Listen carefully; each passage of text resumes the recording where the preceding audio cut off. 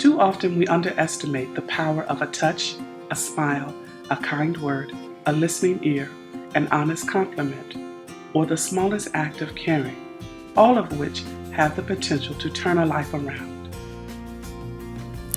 On behalf of the Food Bank of Southeastern Virginia and the Eastern Shore, I want to express my gratitude for your dedication to our mission.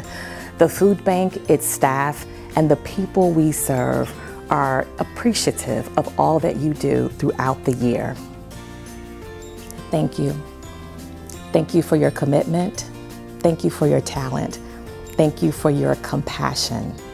Thank you for your willingness to support our vision for a hunger-free community. Hello, Food Bank volunteers, and welcome to the Food Bank of Southeastern Virginia and the Eastern Shore. On behalf of our President and CEO, Dr. Ruth Jones Nichols, I would like to welcome you to the Food Bank. My name is Stephanie Gordon, and I am the volunteer manager here at the Food Bank. I am responsible for the over 6,000 volunteers that come to us annually, and we thank you all so much for being here. You all are about to watch a very informative video that will walk you through the steps of sorting donated product. We'd like you to pay close attention to the video because it is important that we inspect every item that has been donated to us to ensure that it is safe to consume for the general public. Thank you again so much for being here. I do invite you to come back individually or collectively as a group. If you have any questions, you can get them online or contact me. Again, thank you so much for volunteering and enjoy your day. Welcome everyone. My name is Angel, Quality Assurance Coordinator for the Food Bank of Southeastern Virginia. You're here in the sorting room. Today you'll be helping us sort through the food that has been donated, and that's what you see currently behind me in the middle of the floor. I'm going to explain to you some of the things that we look at to determine whether the food is safe to send back out or not. A lot of it is common sense, but I want to make sure that we're all looking at it the same way. Just because everyone's coming in with their own opinion, and because of that, what you think is good may be bad. If that bad item makes it back out to the community, someone can get sick, and as a food bank, that's the last thing we want to happen. Vice versa, what you think is bad may be good, and if you throw it away, that's food that does not make it onto someone's table. So we look at various things. We look at dates and then the integrity of the packaging. As far as dates, we could extend the best by or the use by date by 6 months.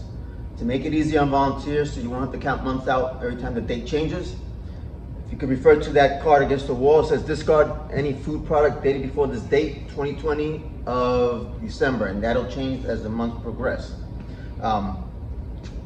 Once you determine that the date is good, then certain things, as far as integrity of the packaging, will determine whether we need to throw it out or not. I'm gonna refer to this flip chart. Not every dent that you see is a bad dent. Some dents are okay. The dents that are not okay are the dents that go deep into the can and create a crease, which is almost like a line going across the can. The concern is not that crease. The concern are the two ends of that crease. We ask that you drag your fingers in different directions on those ends. If you feel sharp points, then that's a bad can because that sharp point you're feeling may be a microscopic break you cannot see with your naked eye.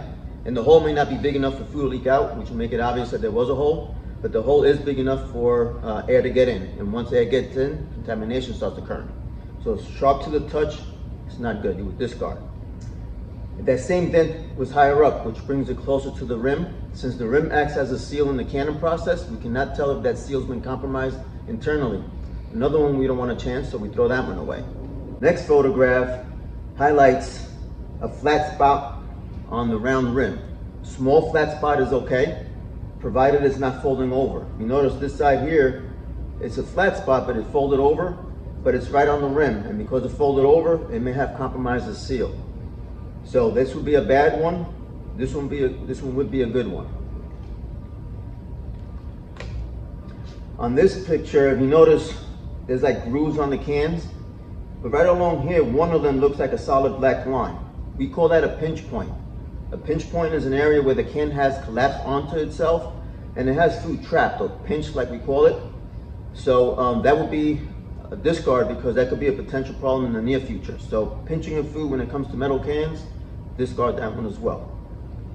All product must have a label with ingredients and nutritional value. Keyword is ingredients. Without ingredients, we cannot send it out for obvious reasons, which are allergies. So basically, if it's missing the label, we must throw it away. So yes, we may be throwing away good product, but if we don't have a label to provide, we must throw it away.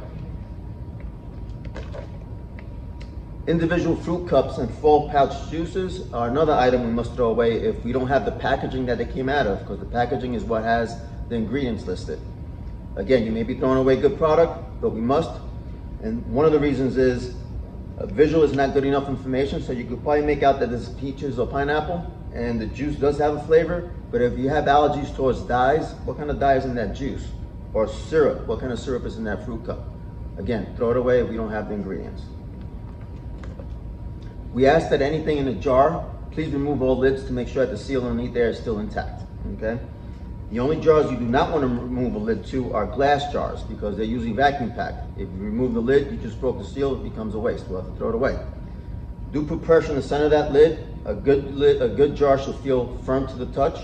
One that's been compromised, you'll hear bounce or feel clicking, okay? That you will throw away. A mason jar, which is a 3-part system, a ring, a lid, and a jar, is usually used when someone's processing at home, pickling or making some kind of preservative. Because it may have been processed in someone's home, we must throw it away because we do not know the sanitary hygiene conditions that they were made under, okay? Meaning, just because the outside of the packaging may not look appealing to the eye, that doesn't make for a bad item. So why throw away a perfectly good meal just because the packaging looks a little dissatisfying to the eye? We do have to ensure that the inner packaging is still sealed by the manufacturer. If so, it needs to go back into the box because the box has the required information, which is the ingredients, and then we could be sorted that way. This is an example of an item that does not have any other packaging but the bag that you're looking at. This is an example of sugar. If sugar comes into us with tape on it, we must throw it away because we have to assume that it's contaminated, because that means the bag was open and the sugar was exposed. Other examples of that would be a bag of baking flour, a bag of rice, a bag of beans, a box of spaghetti or pasta. Any of those items you see with tape, discard also. Items that come into us with no dates, just coding. In a situation like that, continue to look for the date somewhere else. If you cannot find a date, then base it on its appearance. So it's okay to assume that if it looks good, it is good. So assuming is okay, provided that you've checked out all the stuff that could potentially go wrong, and that's provided to you on the next photographs. Items that have no dates, just coding. Heavy dust accumulation is a sign that it may have been around for a while. A lot of rust on the can. Everything looks or appears to look okay. If you look at the word corn, which is the white letters of the word, and compared to a white label, the bottom of the word is kind of shaded, meaning that it may have been against something that was leaking, or this itself may have been leaking and sealed itself off or emptied itself out prior to you inspecting it. So discoloration of the label, discard. This one is obvious. The can is bulging on the top, and it also had a good date. So regardless of the date, if it does not look like what it's supposed to look like when it comes to cans, discard it, okay? Last one is an antique that came into us. It was dated 02 of 95, found in 2015, so it was 20 years old when it made it to the middle of our floor and a volunteer came across it. If it did not have a date, the white was turning very yellow, so that would have been a signal or a sign in itself, but it had a date and made it easy to determine that it was bad. Now to the food that you identify as bad, it's going to be placed in this discard product bin. It's the blue bin with the yellow border, so anything that needs to be discarded as far as food goes into there. The solid blue bin next to that is for our recycled cardboard. We do get paid for cardboard every time they pick up and dump. They cut us a check and that money will go to purchasing more food, so we want all cardboard to make it into there. Including cardboard, paper bags could go into there as well. We place them in there, you could flatten them, it'll take up less space, and we'll be able to get a lot more in there before we have to dump. We are saving empty grocery bags, the t-shirt bags that you go when you go shopping, and cloth and canvas bags. So if you save those types of bags for us, that'll be highly appreciated. And we also save empty food bank boxes and banana boxes. Most of these we will wind up reusing again and save us on the cost of having to purchase new bags. Now to the food that you identify, sorting into 10 main categories. Those 10 main categories are in alphabetical order into these bins, starting with B for beverage, wrapping around the room, all the way down to V for vegetables. there's 2 bins for every main category. Besides those 10 main categories, you may come across categories that do not fall into one of those 10. And that would be sorted into these 3 baskets here. One of them is our non-food items. That's to include pet food, toiletries, chemicals, paper products, clothes, toys. None of those items pertain to food. Then you may come across bulk food, meaning restaurant size items, big tins of vegetables and fruits, 25 pounds or bigger bags of rice, big jugs of mayonnaise and ketchups. Anything that looks like would go to a restaurant's kitchen will go into here. And then all baby items into this basket, including diapers, wipes, food, and the sort. As we are sorting, everything must come out of a case and put into the bins. The only time we do not take anything out of a case or package is if they have no ingredients.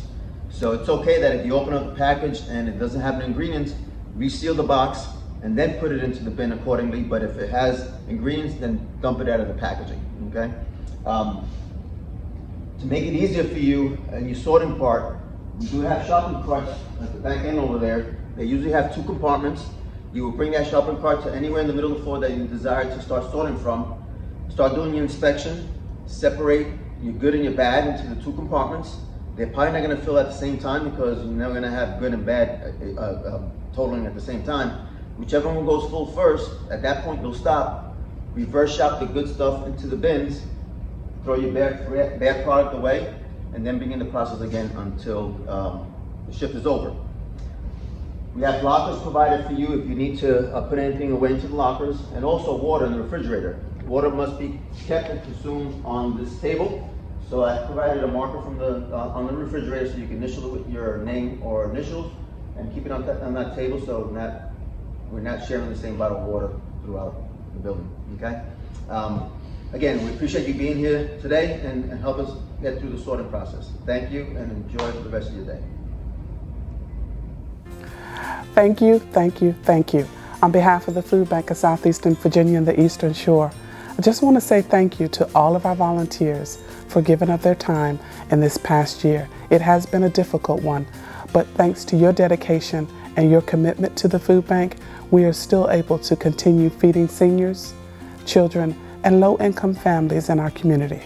We could not have done it without you, so thank you so much.